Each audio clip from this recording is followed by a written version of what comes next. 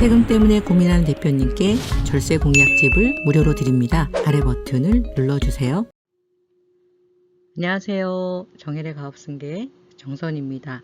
오늘은 법인 잉여금 개인화할 때 내 돈을 지키는 3가지 방법에 대해서 이야기 나누도록 하겠습니다.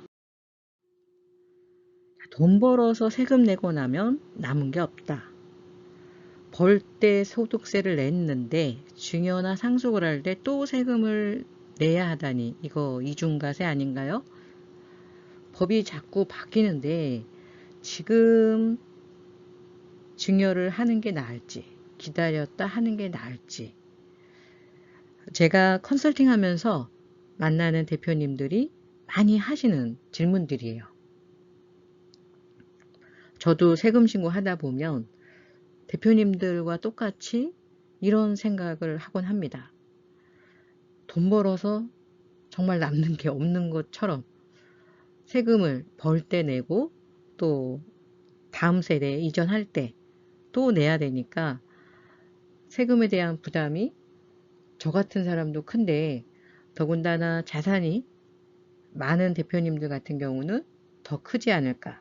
특히 중소기업을 경영하시는 대표님들은 비상장 회사의 주식이라는 게 세법상 가치는 높지만 실질 가치가 그만큼 안 된다거나 아니면은 당장 현금화할 수 없다는 그런 부분 때문에 세부담은 훨씬 더 크게 느끼시는 것 같아요.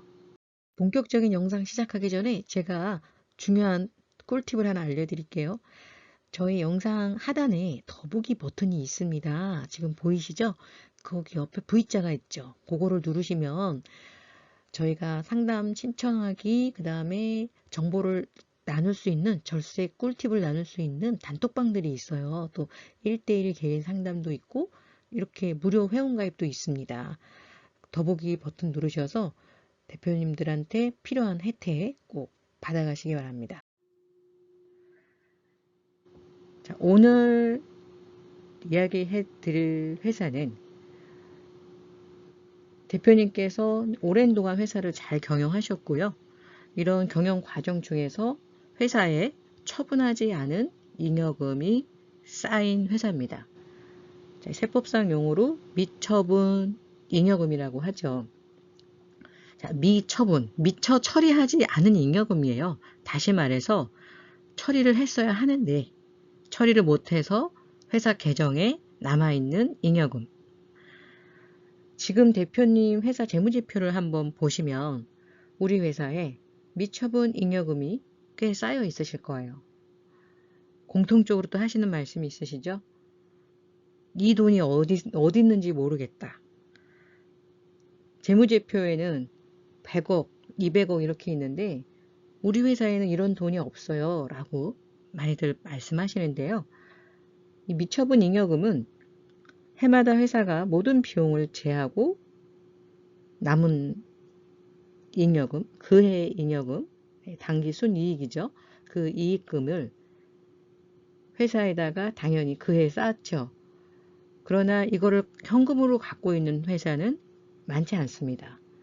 대부분은 그 돈으로 또 물건도 구입해야 되고 회사에 필요한 자산을 구입하는 게 대부분이죠. 특히 제조 같은 경우는 공장과 같은 그런 시설들 구입을 많이 하시죠.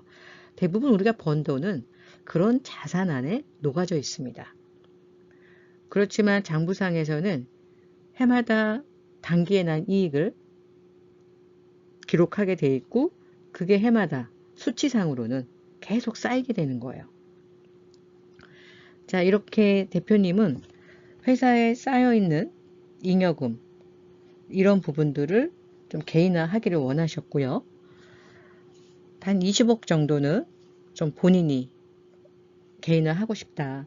회사는 있지만 실제 갖고 있는 현금은 그닥 유동성이 없다는 거죠. 막상 좋은 물건이 나와서 그 부동산을 좀 구입을 하고 싶었지만 대표님 소유로 된 현금이 없다는 거예요. 그래서 상담을 의뢰하셨고요.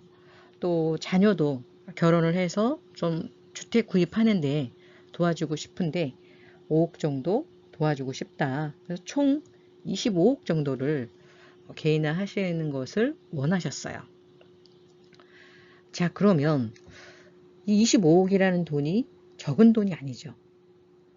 자, 회사마다 현금이 있으면 가장 쉬운 방법, 뭐 배당을 하면 되겠죠. 자, 그러면 이 회사는 어떻게 했는지 한번 보도록 하겠습니다. 자, 컨설팅 받기 전에 어떻게 하실 예정이셨습니까? 제가 항상 먼저 질문을 해요. 원하시는 부분을 여쭤보고, 자, 그 방법을 저를 만나기 전에, 저희 연구원들 만나기 전에 어떤 계획으로 하실 예정이셨습니까? 하고 여쭈었더니 대표님이 25억 제일 쉽게 생각하는 거 아까 배당 있었잖아요. 배당 20억 받고 또 5억은 뭐 어떡하겠어요. 제가 배당 받아서 이 현금으로 자녀한테 5억 정도 뭐 증여를 해야겠죠. 그런데 자녀한테 5억을 증여하려면 여기서 뭐 1억 정도 세금이 나가죠. 9천 세금이 나가는데 자, 이 세금을 주려면 실제로는 6억 정도를 주셔야 자녀분이 한 1억 정도 세금 내고 그 다음에 5억으로 주택 구입에 활용을 하겠죠.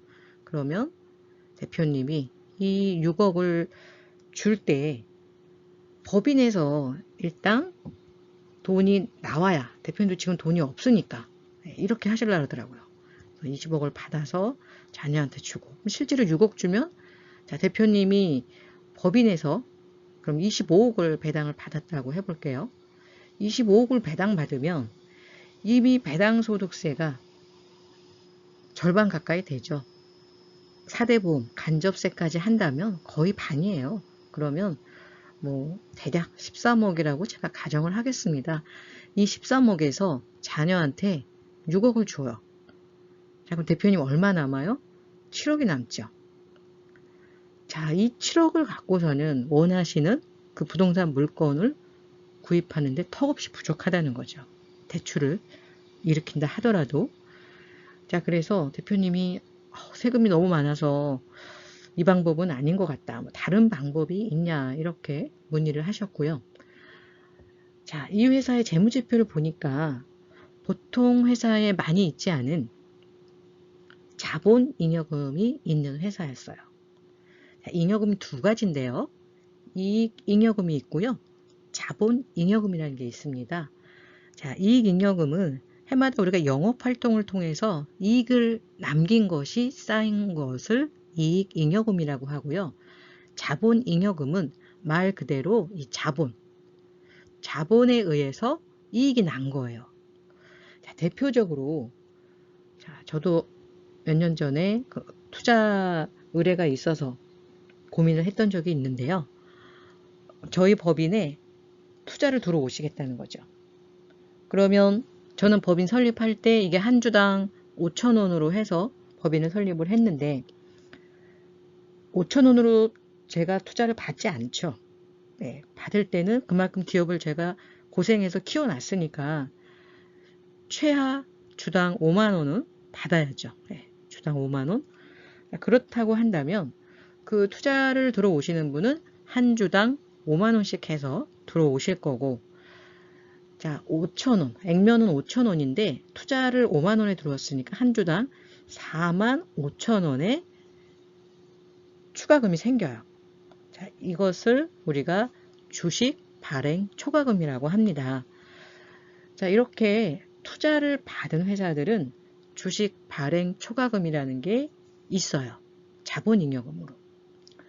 또 합병을 했다거나 뭐 감자 차익이 생겼다거나 근데 흔치는 않겠지만 근데 투자를 받고 이제 그 투자한 데들이 이익 실현해서 나가면 이 주식 발행 초과금만 남게 돼 있습니다.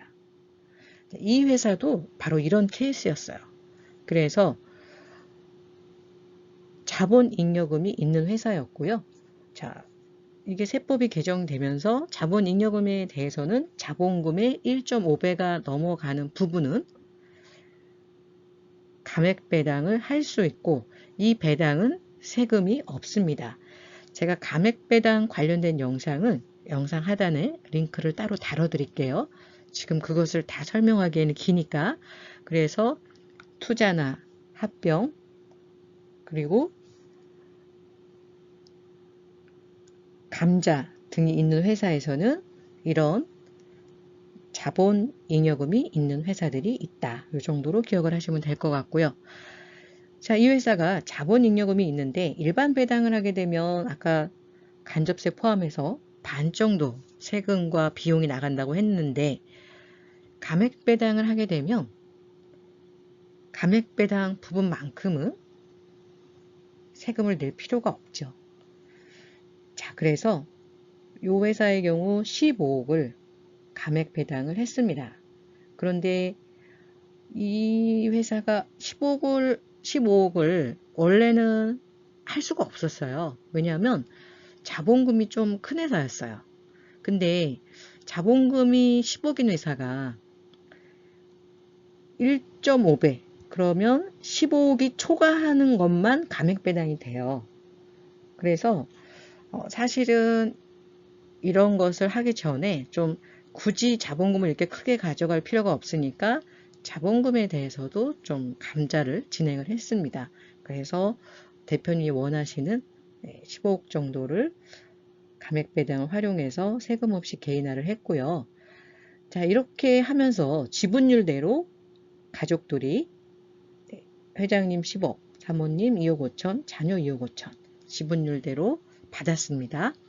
그리고 또 회장님이 필요한 이 10억에 대해서 추가는 일반 자사주를 좀 진행을 했어요. 그래서 자사주 부분은 회장님이 설립 당시에 투자자이기 때문에 거의 다 차익이죠. 10억에 대해서 차익이기 때문에 세금을 또 양도세를 납부를 하셔서 총 세금은 대략 1억 9천 정도. 그리고 엑시트한 금액은 25억 정도가 됐었고요. 자, 이것을 보니까 원래 회장님이 하시려고 했던 것과 비교를 했더니 한 8억 정도 세금을 절감하는 효과가 있었습니다. 자, 대표님들이 뭔가 자금을 개인화할 때 다양한 방법들이 있어요. 근데 우리가 흔히 알고 있는 방법들, 이런 방법들은 세금을 많이 내고 하는 방법이 대부분입니다. 물론 방송에서 이런 절세에 대한 내용을 많이 얘기하지만 다 얘기할 수는 없어요. 또 저희 방송 외에도 더 많은 방법들이 많이 있고요. 아는 만큼 보인다 그러잖아요. 내가 좀 더 많이 체크를 하되 중요한 거는 우리 회사에 맞는 방법을 찾는 게 가장 중요합니다. 대표님들이 이렇게 상담 의뢰하실 때 기존에 이제 많은 지식들, 요새는 뭐 유튜브나 블로그 등을 통해서 지식을 많이 습득하실 수 있으니까, 그래서 아예 정해서 오세요. 상담 의뢰할 때 저희 회사 이거 해주세요. 그런데 막상 상담을 들어가면 대표님이 말씀하신 그 내용과 우리 회사에서 할 수 있는 최적의 솔루션이 많이 다릅니다. 왜냐하면 대표님이 아는 부분에서 말씀을 하시는 거고요. 저희처럼 수백 개, 수천 개 회사의 컨설팅을 통해서 솔루션을 하다 보면 정말 많은 방법, 또 같은 방법도 순서에 따라서 세금 차이가 많이 있습니다. 그런데 이런 다양한 방법들을 할 수 있는 기회가 일반인들에게는 거의 없죠. 그래서 비상장 주식의 이 자산 이전은 정말 예술인 것 같아요. 타이밍, 그리고 주식 비중, 몇 프로를 먼저 옮기느냐, 30%를 옮길 때 한 번에 옮기느냐, 1% 먼저 옮기고 29%를 나중에 옮기냐, 이것도 세금이 많이 틀려요. 똑같은 사람과 거래를 한다 하더라도. 이렇게 비상장 주식은요, 우리가 알지 못하는 많은 규정들로 인해서 세금 차이가 극심한 경우가 꽤 있습니다. 자, 오늘 대표님들께서 내용 보시면서 나도 열심히 회사만 경영을 했지 내 개인 재산이 많지가 않은데 라고 생각을 하신다면 구체적으로 개인화할 수 있는 방법. 자, 여기서 주의하셔야 될 것은 회사가 경영에 필요한 자금을 개인화하시라는 게 절대 아닙니다. 회사의 운영 목적은 결국은 회사에 투자한 주주들의 이익을 주기 위함이에요.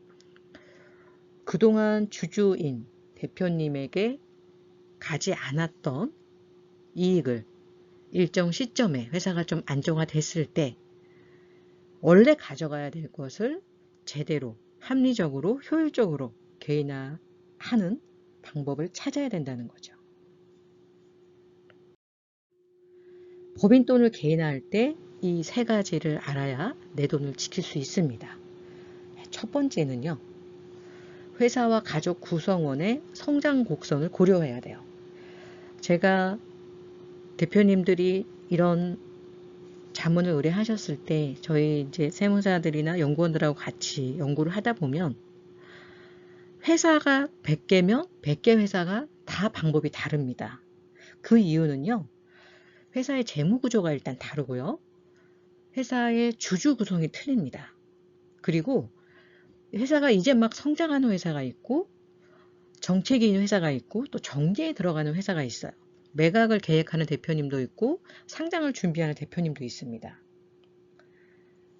특히 상장을 준비하실 때 너무 중요한 게 자녀에게 주식을 함부로 증여하시면 안 돼요. 제가 다음 영상에서 이걸 다룰 건데 최근에 상장 준비하는 회사를 만났는데 5년 이내 상장을 할 건데 자녀한테 주식을 증여하신다는 거예요. 이런 경우에는 상장으로 인해서 주가가 급속하게 올라간다면 이 부분도 증여 의제가 돼서 과도한 세금을 납부하시는 상황이 발생을 하게 돼요.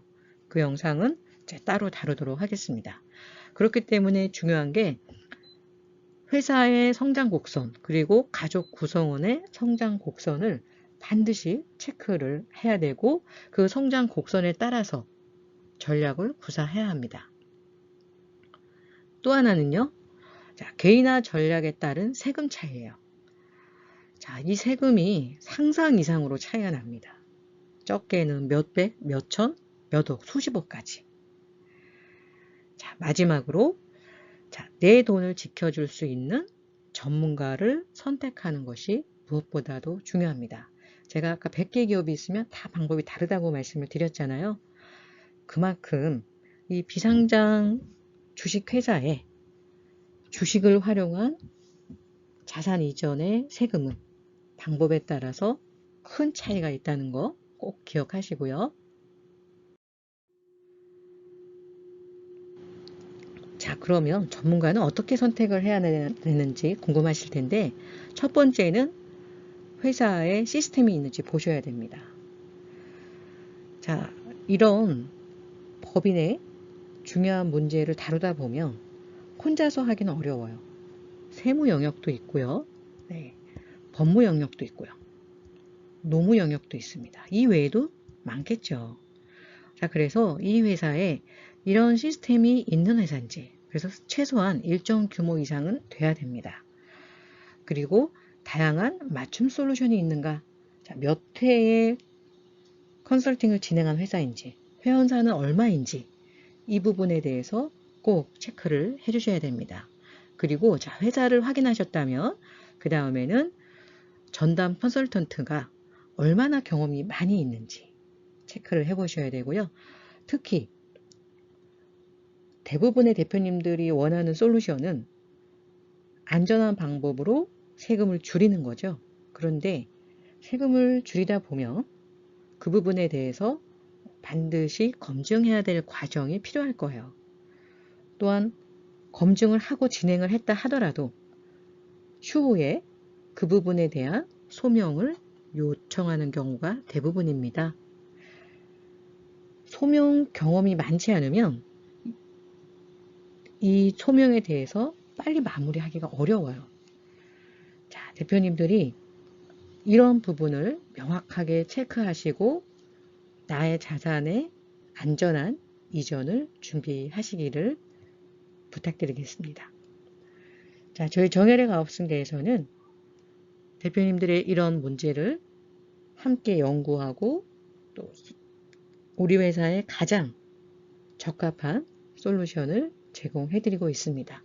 궁금하신 부분은 전화나 또 영상 하단에 상담 신청 링크가 있습니다. 그 링크를 작성해 주시면 가장 빠른 상담이 가능합니다. 감사합니다.